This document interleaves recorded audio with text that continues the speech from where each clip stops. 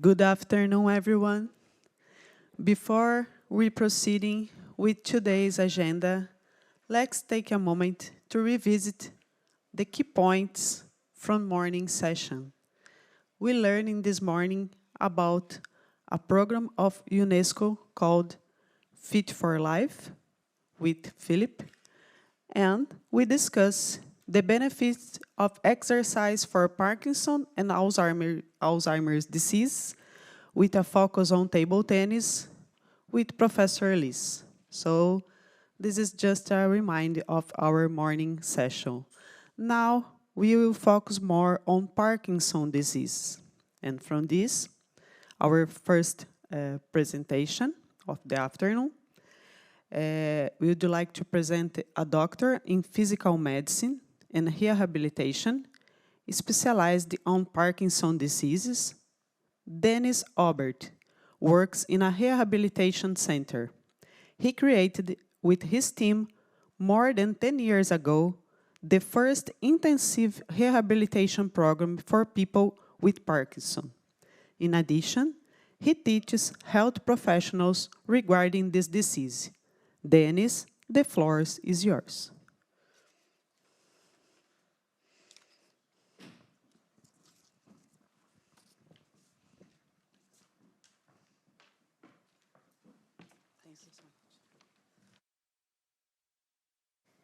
So, good afternoon. It's a pleasure for me to come here with you to share my experience. I'm so sorry for the quality of my English. Last time I spoke English, I was 17. Okay. The goal of my presentation is to explain you why I advised table tennis to patients for 10 years. In introduction, I will present you benefits on practicing physical activity for people with Parkinson's disease. Next, recall about practice guidelines, exercise training for Parkinson's disease. On the second point, I will explain you what are the weakest points from the guidelines. Next, the interest of playing table tennis, with Parkinson's disease. On the last part, vigilance and hazard during practice. So, exercise may improve motor symptoms on Parkinson's disease and non-motor symptoms. Strength, power, balance, gait, recalibration of body kinetic, sleep, mood, constipation, depression, anxiety, apathy. It can enhance cognitive function, memory, associative executive function. It can minimize fluctuation on-off intensity. It could attenuate disease progression. And finally, the goal, improve quality of life of patients and partners. Okay, I recall about practice guidelines, recommendation about exercise training for Parkinson's disease. This graph represents type of exercise: strength and power, speed, balance, flexibility, coordination, function, endurance, and the dose, the frequency, the frequency per week, twice a week, 5 a week for endurance. And about aerobic exercise intensity, we recommend 70 to 85% of heart rate max, and 14 to 17 on a 20-point RPE scale. We must keep in mind the importance of diversity, goal-directive movement, regularity, and progressivity. And movement is not only analytic.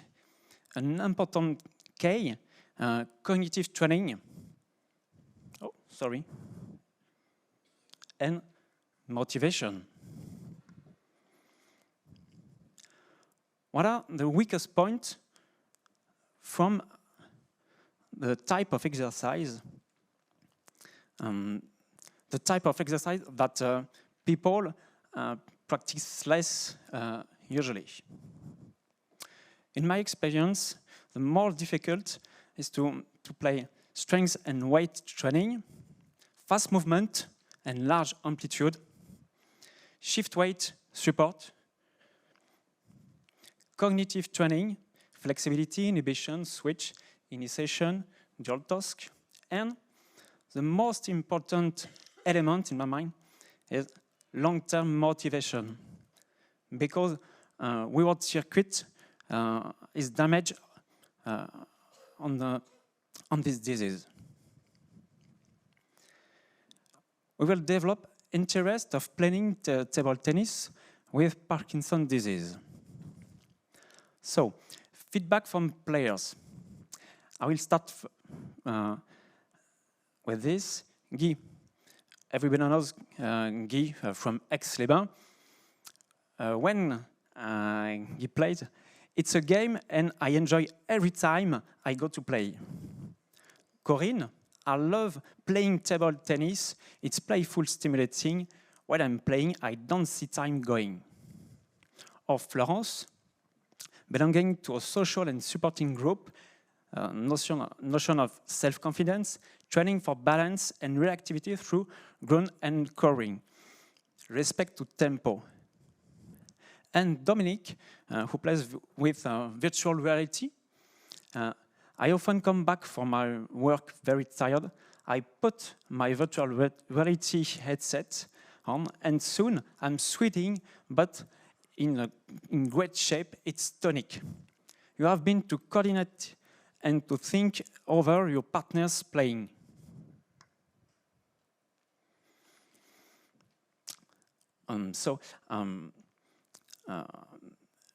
Besides the interest for the benefits of playing table tennis, there are very, very few literature publications on table tennis and Parkinson's disease. So, why I have advised table tennis from 10 years. So,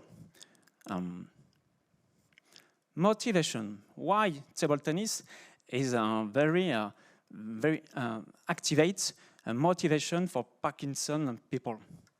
Challenge, fun, okay? It's a social activity, activates engagement practice, the pleasure to meet partners. It's an inclusive activity, regular practice. Even if it's rain, we can play indoor. And the competition to challenge with others activates motivation. Very important, fast movement and large amplitude. Players tune the speed and amplitude of movement. The fast movement activates dopamine circuits. Okay, reverse shot in supination and opening movement. And a lot of variety of gesture in the play, and feedback from the ball trajectory is very, very interesting. Shift weight and support, always during practice and usually always in dual task. Okay, the part cognitive training. Stop and go, initiation, reactivity, inhibition. The player must adjust rapidly the anticipation errors. Flexibility and switch. Quickly alternate the different movements. Reverse, shot. Adaptation to the other playings.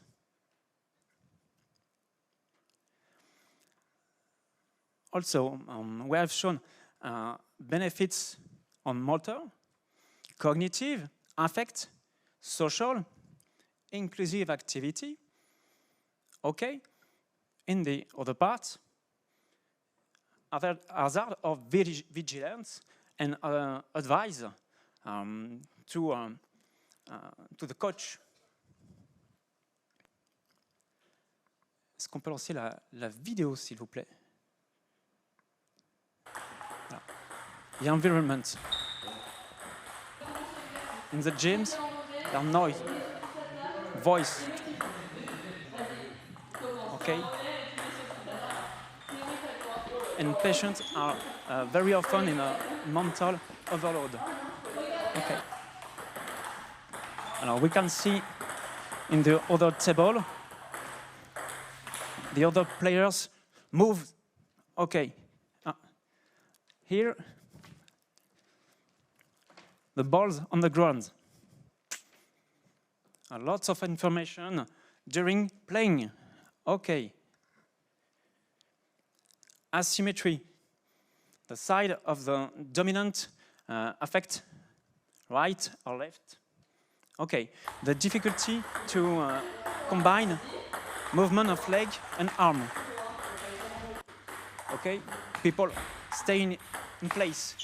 Lots of difference of difficulty to move right, left. Here, only her arm are in movement. On cognitive, more difficulty to learning concentration. Very, very important for the trainer. Motivation. Est-ce qu'on peut revenir là, un petit peu en arrière, la 19e seconde à peu près, si on arrive. Ah non, on peut pas, pardon, on peut pas revenir. Sorry.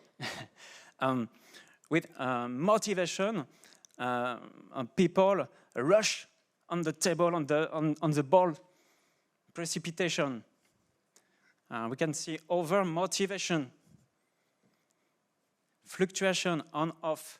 Okay, dyskinesia, and the risk, at least, fall, exhaustion, discouragement, or boring.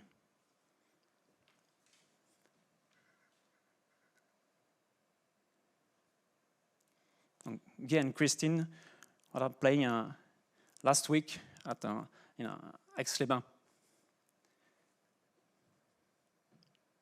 So, when we ask players, what is the most difficulty in table tennis? It's not to shot the ball. No. What the answer? No. It's very interesting. No. Other player? No. Yeah. Pick up on the ground. Yes.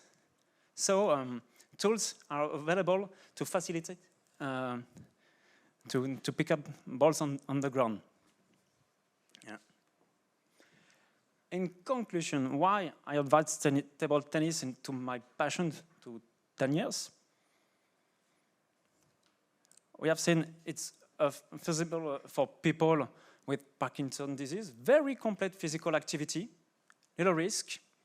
It's a safe activity, inclusive, very, very important. Guy enjoy when he plays with children. What else? As we know, no one is perfect except George Clooney. Okay. Can we give advice to trainer to optimize practice? First one, optimize level up treatment, okay. Active walking or biking before training. Warm up. Global with shift support. Or weight training with, for example, elastic band. Okay. Regular and progressive practice.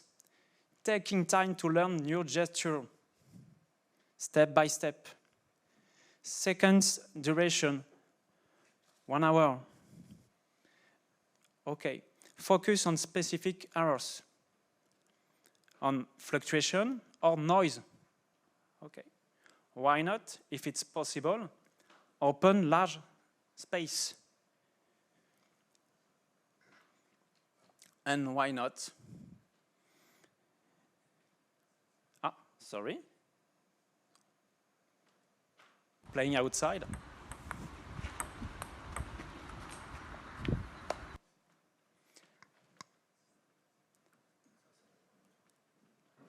Plus difficile. Thanks to all of the participants for the feedback and game demonstration. Thanks a lot. I'm so sorry for my English. If you have any question. Would you like to thank you so much for your presentation? It was so clear and interesting for us to know about the guidelines to prescribe exercise to people with Parkinson. It's so important. And sorry, if there are any questions in the crowd, please, yeah, one question. Sorry. Thank you so much, Dr. Bert. Thanks. I apologize I arrived a few minutes later, but I saw you were talking about the asymmetry of the sport. Yep. So what we find out is that we exercise with both sides of our body. So, okay, you're right hand, you're dominant. Well, today you're going to play left hand. That's what we do because the ultimate goal is not to become a ping pong champion, is to become champion of your brain. So your brain to the corpus callosum needs to really communicate right and left. So it's funny because especially people with Parkinson may have dyskinesia, so they were very uncontrollable, and I had a gentleman, right hand, whose left hand was all over the place. And I told him, Paul, how do we want to control this hand? Well, first of all, I gave him a ball in his hand, and it doesn't matter, he was moving. Say, why don't we switch from your right hand dominance to your left hand dominance? So now he plays lefty. And so for him was a better challenge, more challenge, but he's controlling his right hand. So in terms of whoever's going to do this with anybody that is one side dominant, because that's our sport, when we do these classes, we always try to use both sides of our body. Could be a fun activity, could be just, okay, for today, we just 15 minutes, use your left. And also the other thing, when you were asking which one is the most difficult task, for us is the toss of the ball. The toss of the ball, especially if you have a cogwheel stiffness, it's very difficult to give the right power and the direction. So what we encourage to do when the ball is on the ground is we teach them how to go down. You use both legs and you go down instead of projecting your weight forward too much with your head or projecting your weight backwards. So we work on those things. So perception, proprioception, and so you use your body because when you go home and you need to pick up an object on the ground, you don't want to fall on the ground. They fall. So that's how we also use our technique to go down in this way. Thank you. So, I can't play with my left arm. So people with Parkinson's disease, I don't know. Very, very difficult. We need to challenge. Yes. But the risk is the échec. The main to play, the pleasure to play. Very, very important. We reduce the speed, we increase the fun because we tease each other. Yeah. Oh my gosh, I cannot do this with my left. I said, okay, today's Tuesday. Try. Yes. So it's another way of introducing the fun of it. Yeah. Because we can say, oh my gosh, I really cannot do that. Well, give it a try. Oh, look at me doing this. Why not? Why not? Correct. And it's a pure way of brain exercise and challenge in a fun way. Can become a fun activity. Thank you. so, Dennis, thank you for your contribution. Thanks.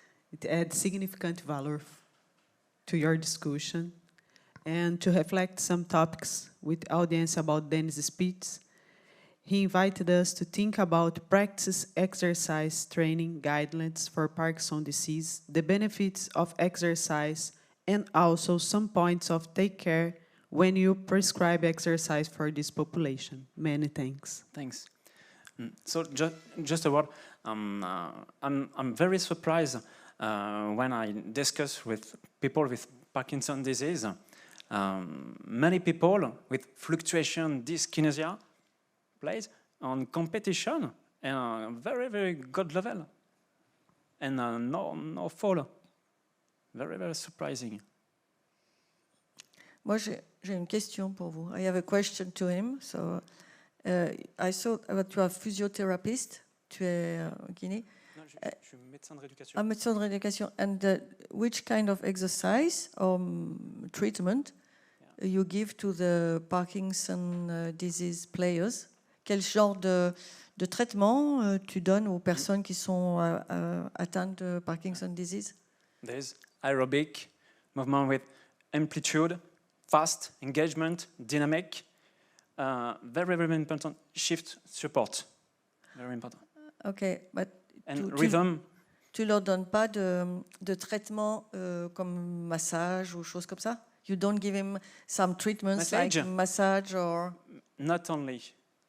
Message for well-being, but we must engage patient in dynamic movement, in complementary. Okay. Yeah. Okay. So sorry for this question, it was not planned. And thank you for Thanks. your... merci pour la contribution à nos travaux. Et c'était bien que tu éclaircisses certains points. Tu nous as invités à réfléchir à des programmes d'exercice pratique, justement, et d'entraînement pour les personnes atteintes de maladie de Parkinson, et les bénéfices de certains de ces exercices, mais aussi les précautions à prendre. Yes. Ça, c'est, à mon avis, le plus important. Les précautions à prendre pour donner des exercices à cette population, parce que si on va trop loin, on va peut-être à l'encontre du but recherché. And to advice for trainer. Important. Yeah. Des conseils pour les entraîneurs, enfin les accompagnants, de ne pas aller non plus trop loin dans les demandes. Ça peut aller à l'encontre du but recherché et peut-être les contrarier au point que voilà, ils n'aimeraient plus le tennis de table, ce qui serait dommage. Voilà. Merci beaucoup en tout cas, Denis. Thank Merci. you.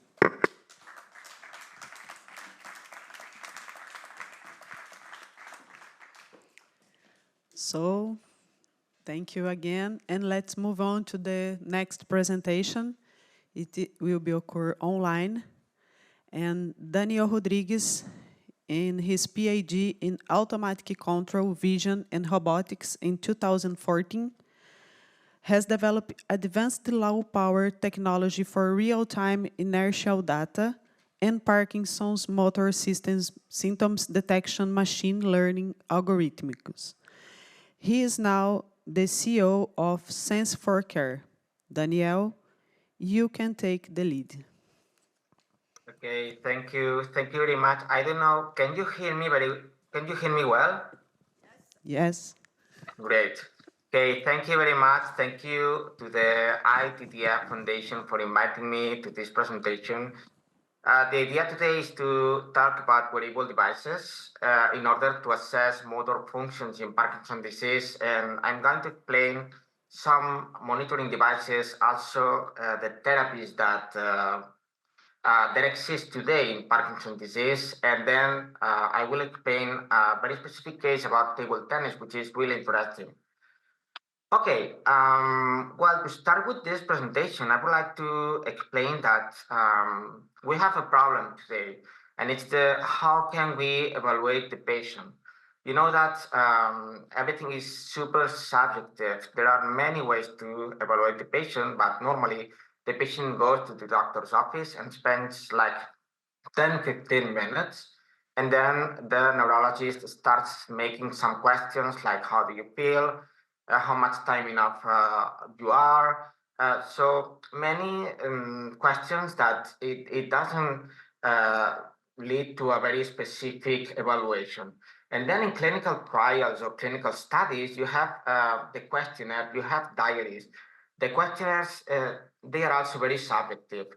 It depends a lot on how you find the patient. Maybe the patient is in a very good state, in a bad state, and the answers always are going to change from one moment that you make the questionnaire to the other moment.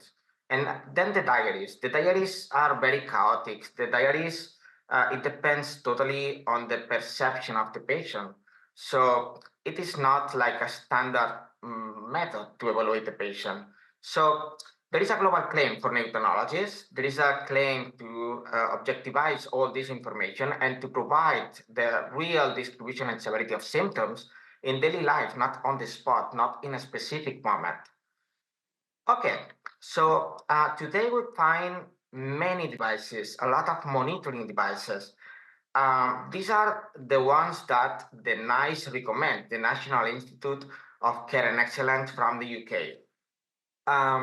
Maybe because they have more scientific endorsement. Many of them have been in the market during many years, so they are like the most known. But many of them, they are smartwatches. They measure the tremor, like the PKG and KinesioU. They also measure the slowness, the dyskinesia in the arm. Then you have the Kinesia 360, which it also has an ankle worn system to measure the gait. And then you find systems like the PD monitor or Staton that they are more focused on the gait, on the axial symptoms, and it's like more generic, okay? But there are many more devices in the market today. Probably in the future, they are also recommended by NICE. And we find devices like Adamant Health and Paragit Solutions. They are like patches and they measure electromyography. And it's very focused on the rigidity of the patient, also tremor, but it's quite different to what we have seen now that they are inertial systems. They measure the movement, no? The devices that I have shown before. And then we have also the FitMe device, the Nushu device that they are devices that measure only the gait. They measure the gait because in Parkinson's disease it's really important, the bradykinetic gait, or when the patient is walking normally, when the patient is young. And then we have a lot of smartwatches. We find the Neuro RPM, the Stride PD, the Parkey, and the Neptune. The three first devices are in the US. They have the FDA clearance, and the Neptune is the device that you can find in Europe.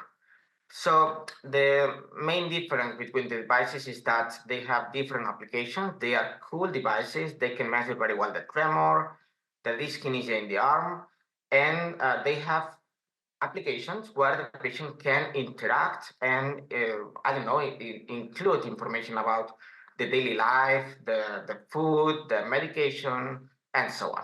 So there is a lot of devices. I think that in the next years, they are going to come many more devices, but these are like the most important ones that we can find in the market. Okay, and why the sensors are necessary? This is a very wide list. Maybe this is even bigger, but basically, well, I'm not going to explain point by point, but it's just to explain that there are many reasons. I mean, the patient comes medicated to the doctor's office, and the clinicians don't have time to assess the patient. The patient doesn't show the symptoms, so it's very difficult to evaluate the patient. Also, the patient suffers from stress, anxiety. They don't know the symptoms. So why the patient cannot come with a report like a blood test, you know, the blood test? I mean, imagine a patient explaining about the parameters of a blood test. How do you feel? Do you have cholesterol? And the patient, yes, a bit high. It's not, it doesn't make sense. So it is the same case. I mean, why the patient cannot come with a report, an objective report of how they are, how they really are in the daily living activities, right? So for example, another thing is that the tremor is increased in doctor's office, the freezing of gait totally disappears. So it doesn't give the real vision of how the patient is. And then about the questionnaires, diaries, they are super subjective. Then the patient don't know how to claim, they confuse their symptoms, and many patients, caregivers, neurologists are not aware of the appearance of some symptoms. So there are many reasons and many more reasons about why sensors are necessary in the evaluation.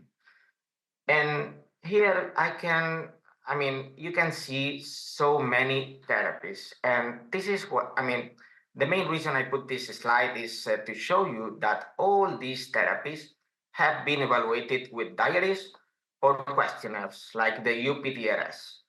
It's, I mean, it's like that. I mean, it can be very biased. The outcomes of these studies can be very doubtful, and this is very serious because everything has been evaluated subjectively. So there is a very wide list, and I have read many literature about these devices, about these medications, and all of them have been evaluated with very subjective methods. And we can talk also about non-pharmacological therapies like the DBS, physiotherapy, psychology, speech therapy, occupational therapy, and sports. And it's the same case. I mean, you can find a lot of literature, but everything is evaluated with questionnaires, with diaries, and it's not very reliable, in my opinion. I mean, at least you need to add wearable devices. And I'm going to stop in sports because I mean all these therapies I have shown to you, it's very clear that they work. They work because if you ask the patients, yes, it's true that some therapies are not working very well. Then you change the therapy. It depends on the patient, but everybody knows that sports works good. The physiotherapy is good. The occupational therapy is good. So I'm going to stop here because the sports, I think, it's an activity. I mean, it increases the activity of the patient, and it's very important. Everybody knows that if a patient with Parkinson makes some activities and goes out walking, running, playing table tennis, it increases the activity. It increases the good mood of the patient. It increases the social abilities as well. So everything is good. I have received many reports with my sensor that you see a very apathic patient that they don't move. They have a problem on mobility. They are depressed and they cannot move. So it's very important to make them be more engaged to this kind of activities. But there is one thing in table tennis that it's not talked many times, and I think that it's very important that it's about rhythmic movements because rhythmic movements, it's like a cooing. And then there is a lot of literature about cooing. And cooing is good, it improves the movement. There is a lot of literature demonstrating the improvement of motor functions on patients.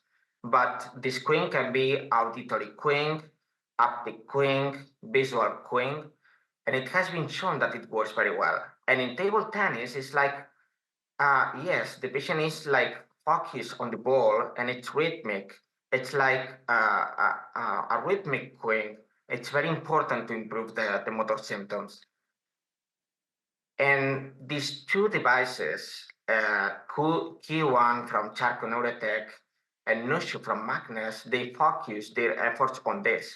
And it's really interesting because as there is so much evidence about this, then these devices have worked a system that provides a cooing to the patient. And the main goal is to improve the gait, to improve the mobility of the patient. And basically, they provide an haptic cooing, it's rhythmic.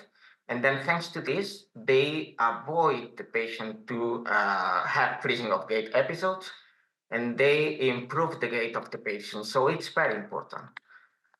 So I'm going to jump to another field, and it's like, okay, we have shown a lot of therapies, but how do we measure the therapies with an objective tool?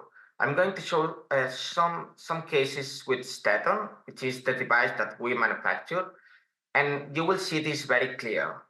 Because with the questionnaire, you say, okay, how much time do you spend enough before and after a treatment? And you say, okay, I'm much better. Okay, but with Staton, for example, you have these bars. This bar is the motor state every day, no? Monday, Tuesday, Wednesday. And in red is when the patient is in off, and in green when the patient is in on. Then, for example, on Monday, they put this new therapy, the apomorphine pump, but they don't activate. They only provide a very low dose to the patient. And you see that the patient is always in red. a lot of off hours, 7.5 hours of off. But then the second day, they activate the pump and you see the improvement. And you can also see that, for example, at 4 o'clock or at 8 o'clock in the afternoon, you can even change the therapy and even decrease the off time. And you can measure this. I mean, you have a reduction of 4 hours of off. And while the questionnaire is, yes, doctor, I feel much better. How much? Much better or better? I mean, it's super subjective, but with this device, you can measure it. Okay, another example with the intestinal gel, and it's like, it's very easy to read. You have these blue points in the red zone. The red zone is like the patient is not working correctly, is in a suboptimal state, and then you change the therapy, and now the patient is in an optimal zone, which means that the patient has improved a lot, and you can measure it. Timing on 45%, timing on 60%, timing off 12%, timing off after 2%. So you can measure everything. Another case, which is totally different, which is with DBS. And this is a patient that before the DBS, well, he has many problems, some off, a lot of freezing of gait, a lot of dyskinesia because of the medication. The idea was to remove this medication. If you remove the medication, you don't have dyskinesia.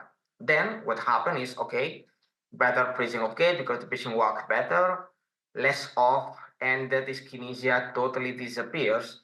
But it was very strange because we saw that the steps per day, it was 13,000, and after it was only 6,000. And what we found is that the patient become depressed because it was withdrawn all the medication. And this is something that is very important to analyze in a patient. I mean, you cannot withdraw all the medication in just from one day to the other. And you can measure this with the sensor. This is very important. Maybe the patient is not going to claim that the patient is depressed or apathic or so on. And with this, you have objective information. Another case with subcutaneous levodopa. It's a case with a lot of dyskinesia. It's a case of a patient that fluctuated a lot, had a lot of freezing of gait episodes per day. And then you can measure it very well. With this subcutaneous pump, you remove the continuous medication intake every 3 hours. So you reduce the fluctuations. The patient is now without dyskinesia practically, and with less off, with less freezing of gait, and also you increase the timing on from 34% to 52%, which is amazing. The idea is, okay, you can measure everything, but what happened with table tennis? The problem is that there is extremely low scientific evidence in Parkinson's disease. There is only one article. The problem is that it's very difficult to fund this kind of studies, and it is necessary because it works very well. I know many patients that play table tennis, and after they feel much better, but there is no study practically that demonstrates it. Okay, I'm going to explain you one case that we did in the World Parkinson Congress in Barcelona, and it was a very nice study. Of course, it had their limitations, but I'm going to explain what happened. In June, there were 5 patients. They used statin for 1 week. They were measured with statin, and then in the World Parkinson Congress, thanks to the ITTF Foundation, we organized a training session for this patient during 1 hour and a half. And after these training sessions, we put the sensor just to see what happened, just to see if the patient improved the mobility or if the patient was in a worse state. And the results were very, very good. I mean, the freezing of gait was practically the same. The step per day, it's not too much. It's 300 steps less than normally, but the inactivity decreased a lot. It's 10%, it's quite a lot. The timing off was practically the same, but the timing on increased 7%. The off plus inactivity was decreased at 10%, and the time with dyskinesia was decreased at 2%. It's not too much. And of course, this study has a lot of limitations, but just in 1 week and a half, we could demonstrate that the table tennis is good. It's very easy to build a clinical study with this, and it's very easy to use wearable devices to measure the improvement of the mobility of the patient. So the conclusions of this study is that there is a clear improvement in general. Of course, there are limitations because there were very few patients. The context was the Congress, which maybe it can condition the outcomes of this study. And then what we can say is that the patients have improved the on time and decreased the inactivity. And this is very important because the patients felt more engaged, more happy. This is really important. And then the timing off is the same, but the inactivity before could be off, leading to a possible important reduction in off time, which means better mobility. As a conclusion, I mean, the medical devices are really important, provide objective information of what we are suffering. I mean, the tremors, the bradykinesia, the dyskinesia, we can measure everything. And what is more important is that you have to take into account that all the therapies that you can find in the market, all the pumps, all the medications have been evaluated with biased results, with doubtful studies, with subjective methods. This is what we have. And table tennis has shown to improve physical condition, but there is a need to increase the evidence. So this is like a call to engage everybody to try to mount more clinical studies focused on table tennis.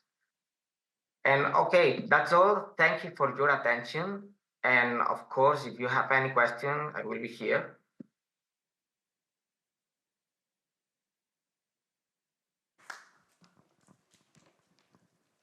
Any questions? Just a minute.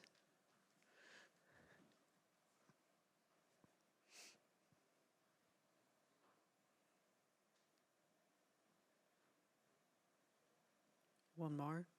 Just a minute. We'll send you a microphone. Yeah. Daniel, good afternoon. Antonio Barbera speaking. How are you? Good afternoon. We met 2 years ago through Chiara. Okay. Yes. I think she's here. She's there. Very nice. Say hello to her, please. So I was very impressed by your device. And if you remember, we had a Zoom meeting, the three of us, or the four of us, about the possibility of bringing this device into the US. I am absolutely on your side. We, as a physician, need more objective data. And so having a device that can assess my body throughout 24 hours for multiple days instead of just having the window of 14, 15 minutes in my office is absolutely amazing. And I remember that you guys cannot pick up the tremor, and frankly, we do not care much about that. As a matter of fact, your explanation was, okay, think about when I brush my teeth, that my device will record that, and we really don't care much about the tremor itself. So thank you again, it's a pleasure to see you again. So I am a firmly believer that we need objective data. And I think your device is capable, and I studied the paper that you guys gave me, capable of doing that. And so the possibility of applying that and using that while we play and also after that. So if we can have a continuum of an assessment, it's not just a small limited window to something that is biased by us as well, by my eyes, by my mood, by your mood, it will be amazing. So I'm absolutely willing to reopen the possibility. Thanks also to the TTF to invite you about that.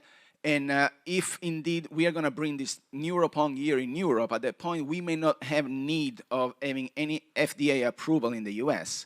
But as you said, having more center, more numbers, more people that will wear the device, that is an objective assessment, will be ideal. So thank you so much for the work you're doing. Thank you again. Thank you. Thank you very much. We have one more question.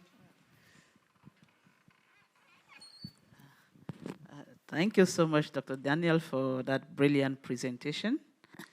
I am Victorine Fomum from Cameroon, Africa, and been very keen and amazed with all the devices that you presented. And my question will be, how available and affordable are these materials, considering the fact that the patients who are playing table tennis are already sick? So is there a modus operandi that they can have it for a cheaper fare because of their health, or how do they get it? Thank you so much. Okay, thank you. Thank you very much for your question. It's a really interesting question. It's a complicated question to answer because it is really complex to introduce a device like this in the market because I can tell you our experience. We are a small company, and then we only sell this device, so the cost has to be quite high. But with experience, now we are in 20 countries. We can lower the cost of this device, and now we are thinking a project. We are in a project where we want to focus on patients, and this is a very complicated field because many neurologists don't like that patients buy the devices. So we have to be very careful with this because at the end it's a medical device. But of course, in our minds is to bring all these devices to patients. When this device is more and more used, of course, the cost is going to decrease. And when the physicians understand that this device or these devices that we have in the market are useful, then it will be like buying a thermometer to measure your temperature. I mean, it will be like more easy for the patient to access these devices. Actually, we have now a new company which is called Life Neurotech and is focused on patients. We are going to start pre-pilot in Spain, Italy, and Greece. And the main idea is to give a service to the patient and see what is the market reaction. So this is the first approach with patients and with medical devices. And we hope to see the results very, very soon. But this is the line we have to follow, of course. I totally agree with you. We have one more question. Thank you. In my experience, a young patient played tennis, table tennis every day before lunching, and it's improved abilities to eat. Very, very difficult to evaluate the progression, you know. It is, yeah. And we are looking when he is eating very, very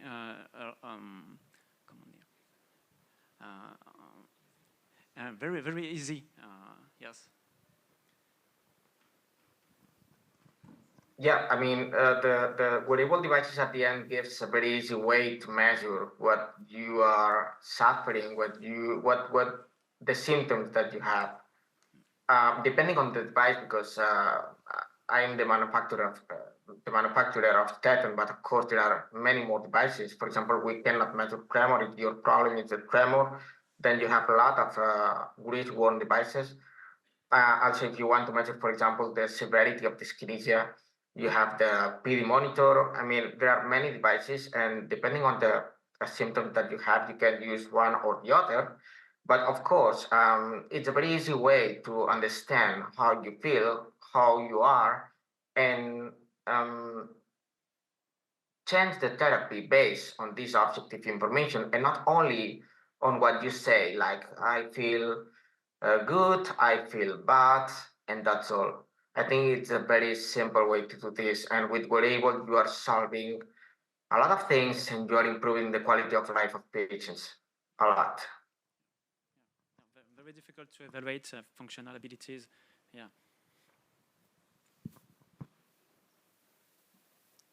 Sorry, I haven't.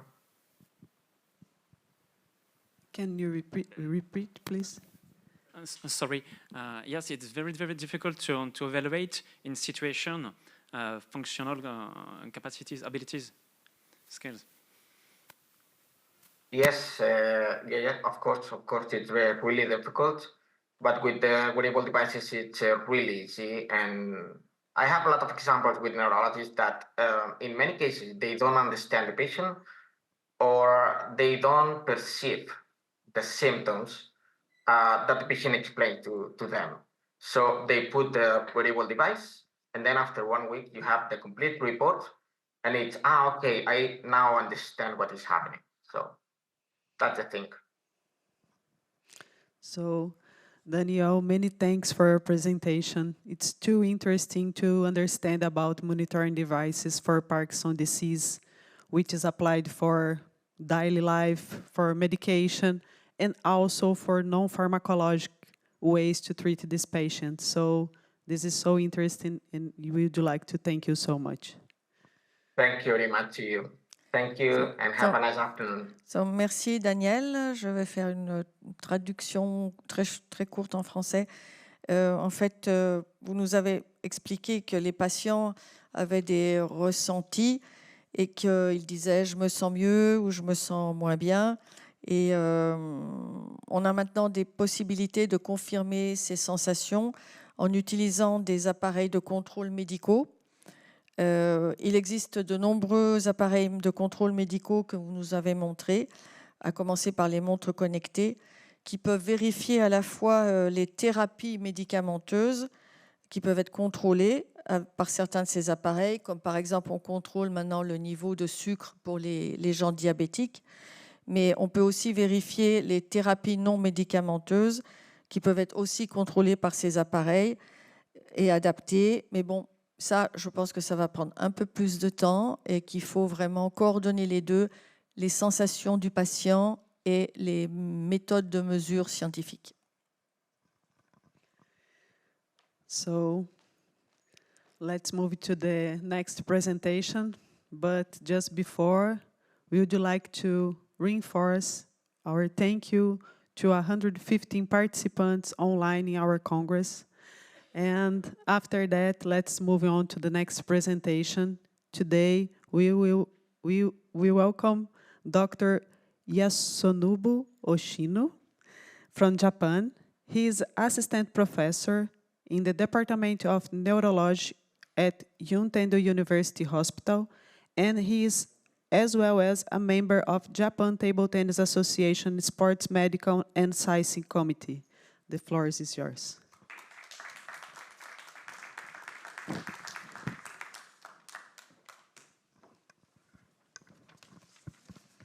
Good evening. My name is Yasunobu Hoshino. I'm from Juntendo University and JTTA, Japan Table Tennis Association. So I'm honored to be here today to talk about the potential of table tennis as a treatment for Parkinson's disease. As I mentioned earlier, I'm still learning English, so I hope you bear with me. So next.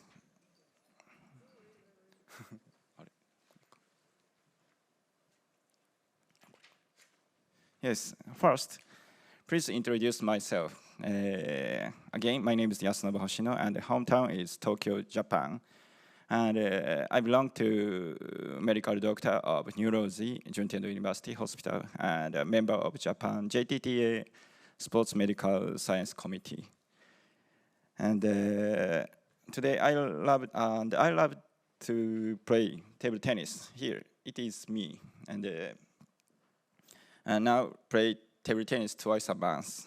Actually, I'd like to more do, but I am slightly busy, so there is no enough time. So my expertise, subspecialties is neuroimmunology, multiple sclerosis, and neurodegeneration, Parkinson, such as Parkinson's disease. And I have 2 daughters here. This is my family.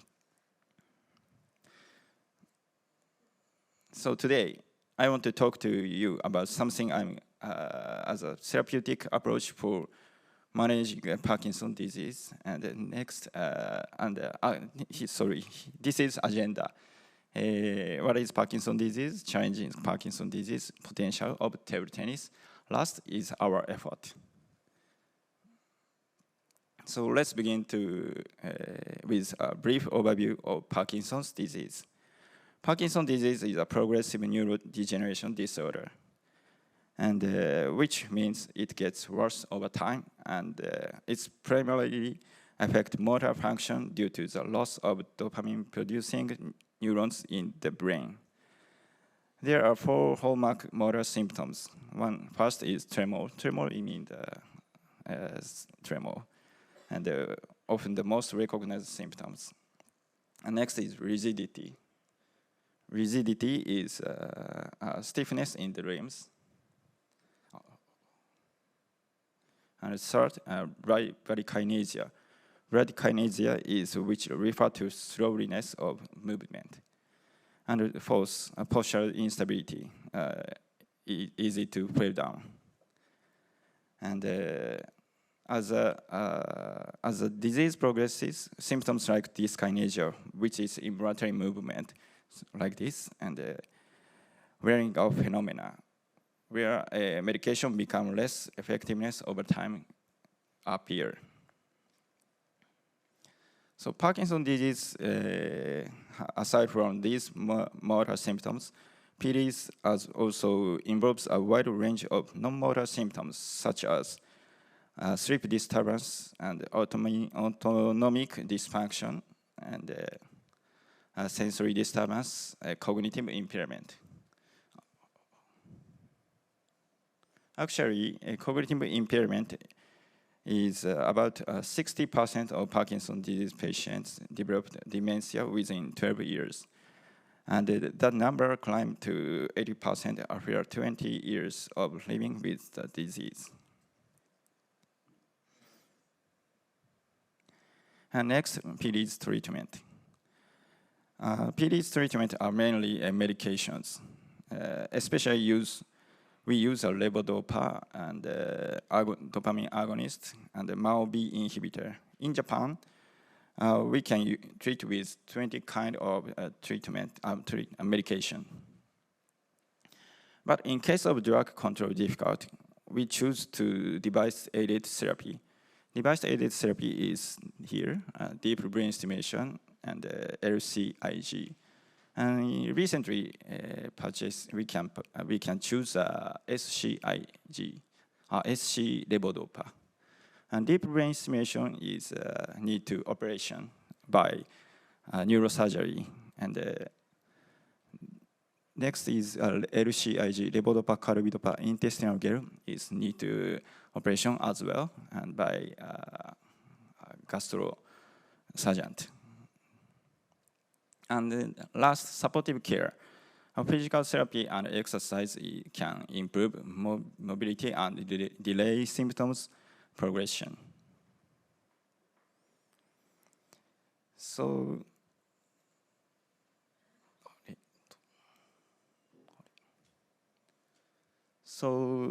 Parkinson's disease is not only patients and family, but also world. Parkinson's disease global challenges. The reason why an aging society is important in Parkinson's disease is that it leads to an increase in the number of patients. And the figure is, left figure is, the figure on the right shows that prevalence increases with age. The top is Japan, as you know. But another developed countries is increasing, and in Fortune 2050, almost country over 20% in over 60 years old peoples. And right side is Europe countries, aging societies maps. So almost country over the 15% aging society. So next, Parkinson's disease, epidemiology of Parkinson's disease. The prevalence increased with age. In the 50s, 1 per 1,000 people. In the 80s, 3 per 100 people. Oops, sorry. And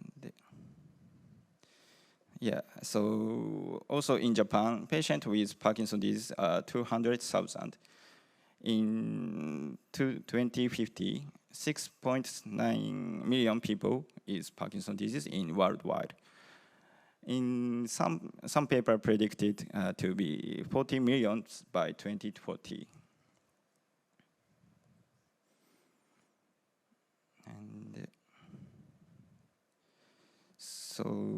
And the Parkinson's disease leads to increased medical expense due to long-term care and advanced therapies and medications.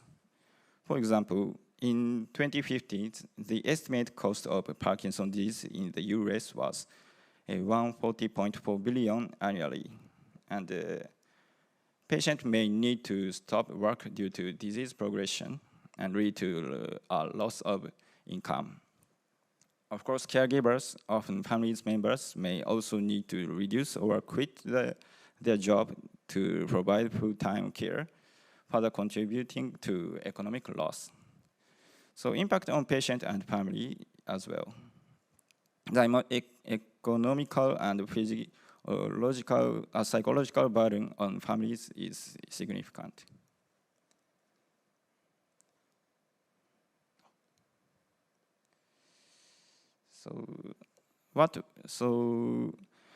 Challenges of Parkinson's are not only patient but also world.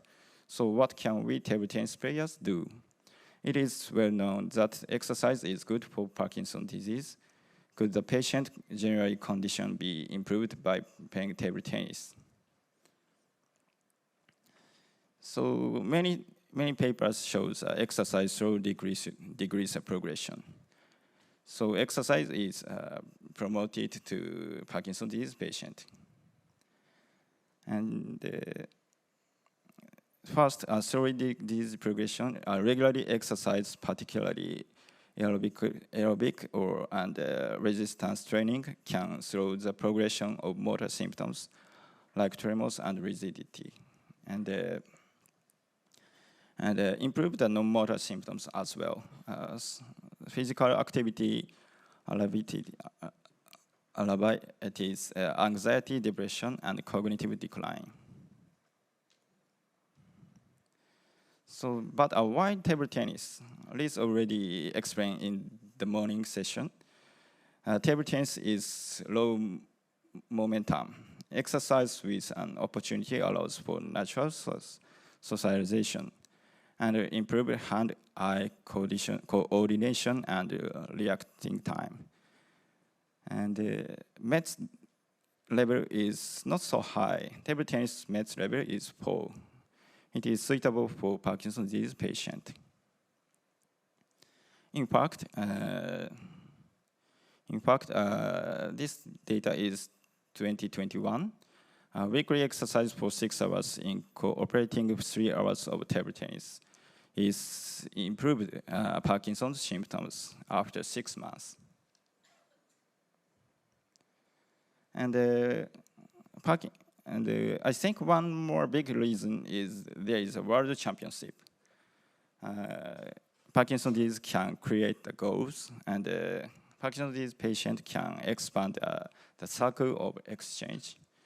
I was very impressed with the wonderful competitivity I saw in this morning. And our effort in Parkinson's disease through table tennis. So a Parkinson's disease exchange event in Nagoya held as a part of the ITTF World Table Tennis Day 2024 celebrations. So, and the purpose is to improve physical and cognitive function in Parkinson's patients through table tennis. And foster supportive community highlight the positive impact of sports on health.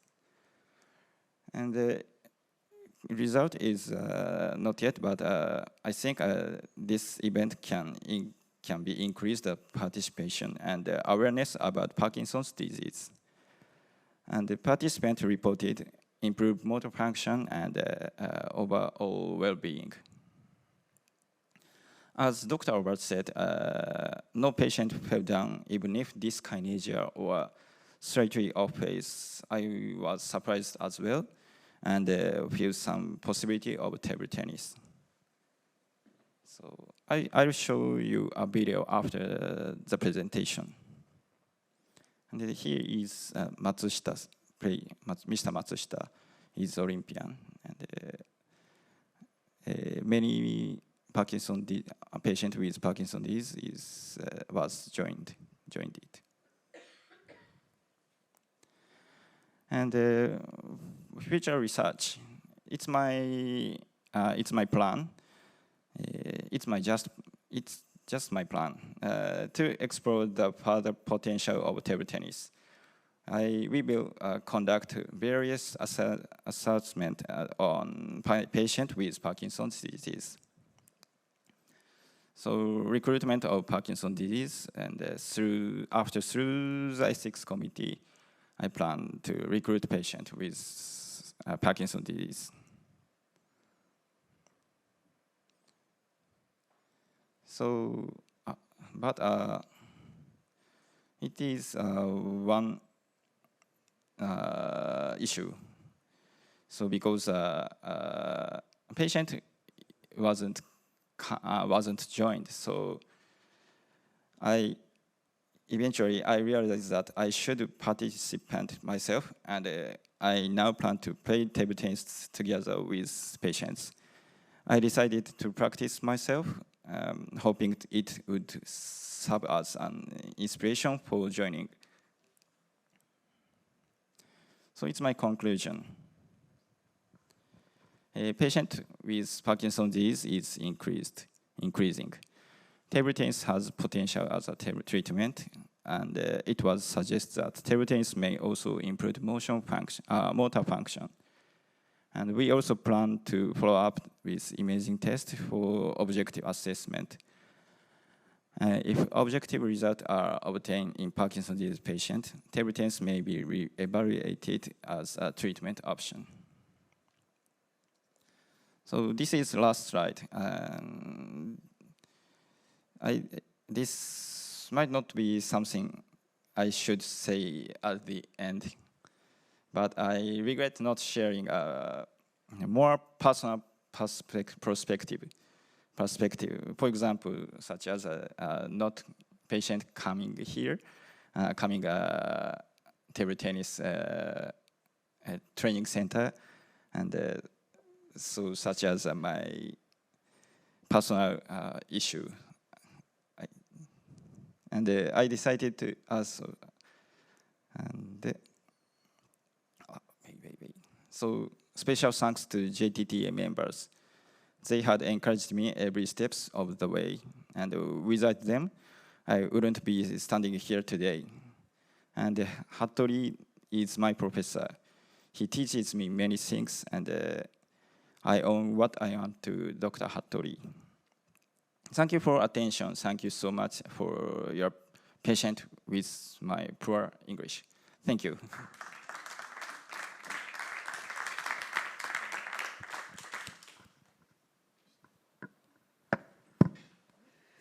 Thank you for your contribution. It was very good to listen to you to talk about Parkinson's disease, the treatment, and also the global impact of Parkinson's disease, the benefits of exercise in Parkinson's disease, and also you showed us about the results of a research that show us that reductions of the symptoms of Parkinson's disease with 6 months of exercise, and the new perspectives to study impacts of table tennis to improve the Parkinson's disease. So this is so important to listen to you, and we would like to thank you so much.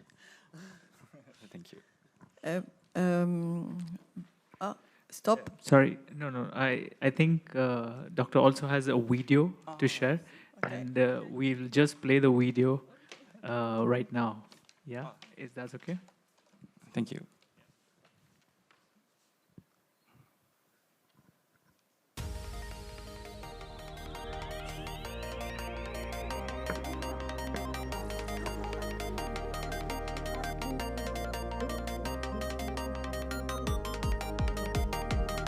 今日はですね、このような、卓球の日の、イベントにお声掛けしていただきまして、松下。ありがとうございます。今日皆さんと共に卓球ができるということで、本当に嬉しく思っております。今日一日ですね、1日というか2時間しかないんですけども、皆さんと共に楽しくやりたいと思います。今日はですね、短い時間ですけど、皆さんと楽しく卓球ができたらなと思っております。僕はもうちょっと世界になってサーブを皆さんに出したいと思って、He's Nakamura, Olympian as well. 体感してもらえたらと思いますので、どうぞ楽しくやりたいと思いますので、どうぞよろしくお願いします。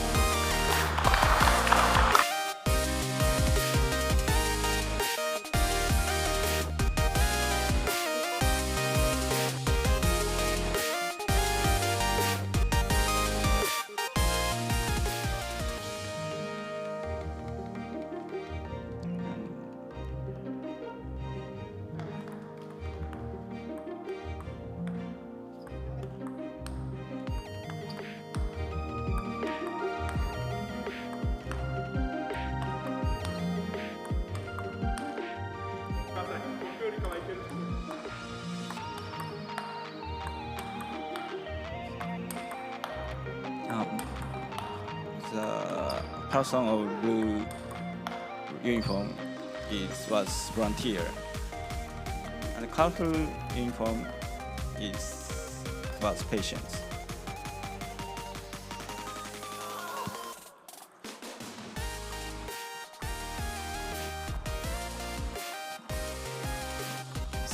Some patient came by a wheelchair, but as you know, there is no people on the wheelchair.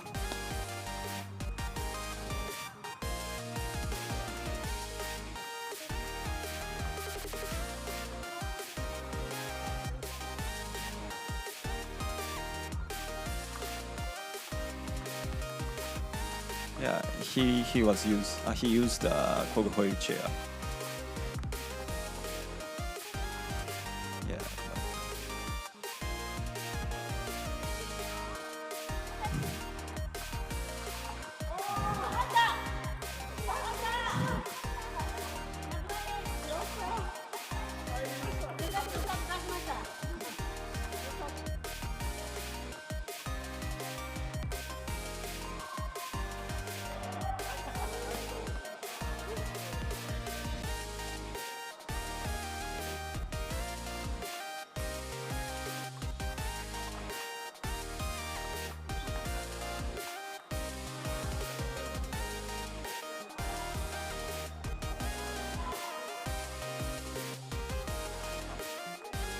It's me.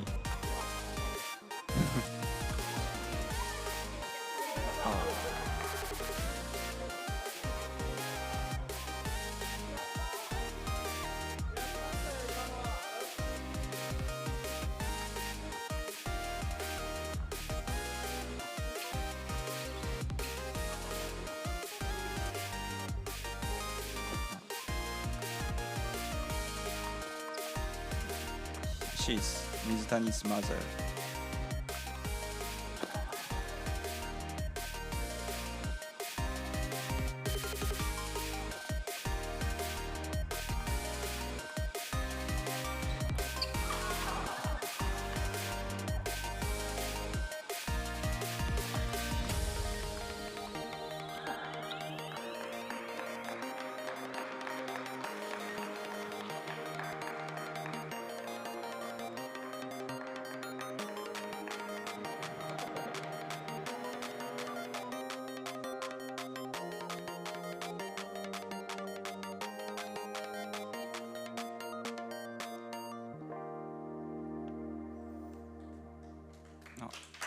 Thank you for watching. Sorry, I forgot the sign to start. I have, before giving the French key points, I have a question to you. You said that there's a progression of the Parkinson's disease all around the world. Why? Do you have any explanation? Je veux dire en français, j'ai posé la question, il a dit qu'il y avait une progression de la maladie de Parkinson dans le monde, et je lui ai demandé s'il avait une explication à ça. Thank you for your question. It is a difficult question, and aging society is becoming in the world, so it is one of the reasons. But there is no clearly reason. So just I want to answer as well. Il ne connaît pas vraiment de raison. Une des raisons possibles, c'est que maintenant on a beaucoup plus d'informations, l'information circule mieux, les gens osent plus dire ce qui se passe, mais il n'a pas vraiment d'explication autre que celle-là.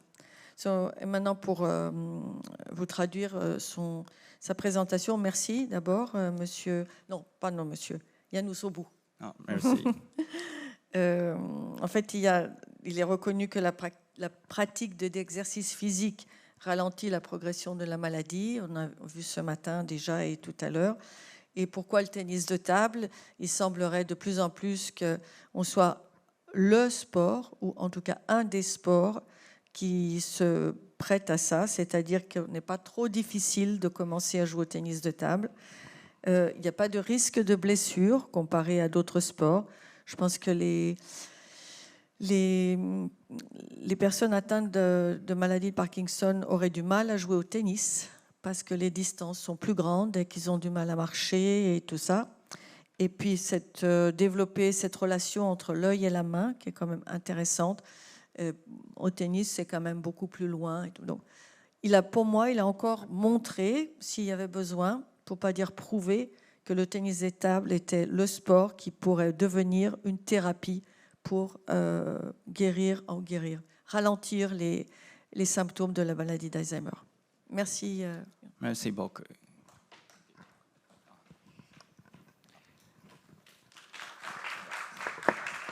Thank you.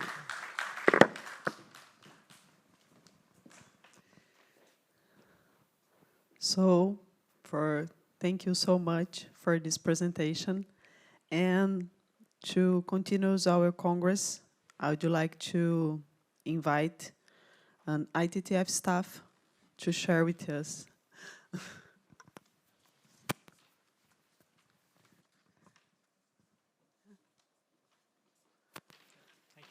Thank you. I just want to say, firstly, thank you so much for joining us for this first day and being an interactive audience.